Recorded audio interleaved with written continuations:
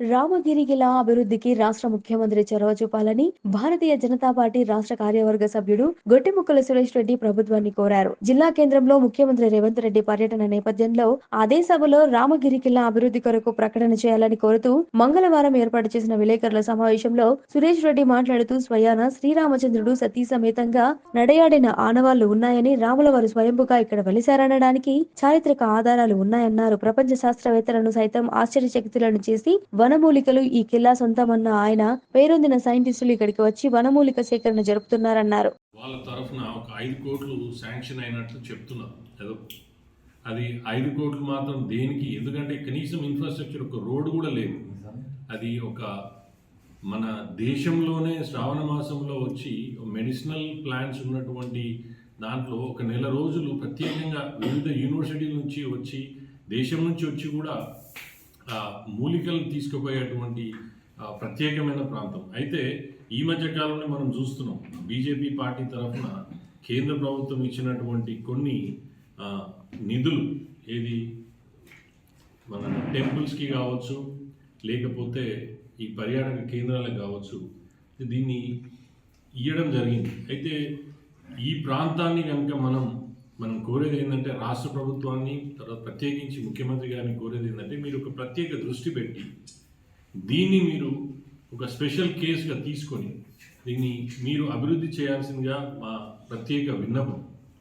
ఎందుకంటే ఇంత చరిత్ర ఉండి ఇంత ప్రాచీన్యమైనటువంటి ఒక ఫోర్ట్ని మీరు ఈ ప్రాంతంలో ఎక్కడ కూడా మీరు చూసి ఉండరు.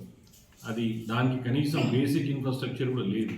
కాబట్టి దాన్ని మేము కూడా బీజేపీ పార్టీ తరఫున మేము ఎందుకు అడుగుతున్నామంటే, అది ఒక స్టేట్ మాన్యుమెంట్గా ఉంది.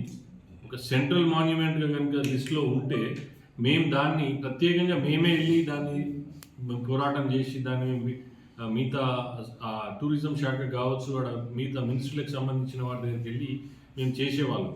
వాళ్ళు ఒకటే అంటున్నారు ఏంటంటే, ఇది స్టేట్ డిపార్ట్మెంట్, తర్వాత స్టేట్ టూరిజంలో లేకపోతే స్టేట్ మాన్యుమెంట్గా ఉంది కాబట్టి వాళ్ళు చొరవ తీసుకొని ఇస్తే తప్పితే మేము కూడా ఏం చేయలేనటువంటి పరిస్థితి అని చెప్తున్నారు. ఇప్పుడు మనం చూస్తే ఇక్కడ రామప్పకు 75 కోట్లు, తర్వాత భద్రాద్రి రాముల వారికి 61 కోట్లు, జోగులాంబ అమ్మవారికి 37 కోట్లు, తర్వాత ఇక్కడ ఏది మన భువనగిరి కోట నవీకరణకు 56 కోట్ల చిల్లర, తర్వాత అనంతగిరి ఎకో టూరిజానికి దానికి కూడా 38 కోట్లు, ఇట్లా చేసుకున్న సుమశీల ప్రగతికై 68 కోట్లు. అంటే దాదాపు ఎంత లేదన్నా కానీ ఒక 200 కోట్లు ఇప్పటికే కేంద్ర ప్రభుత్వం వివిధ టెంపుల్స్కి, తర్వాత ఈ పర్యాటక కేంద్రాలకి ఇచ్చింది.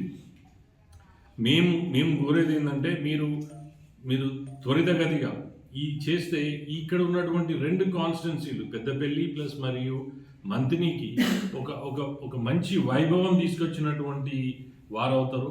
మీరు దాన్ని ఒక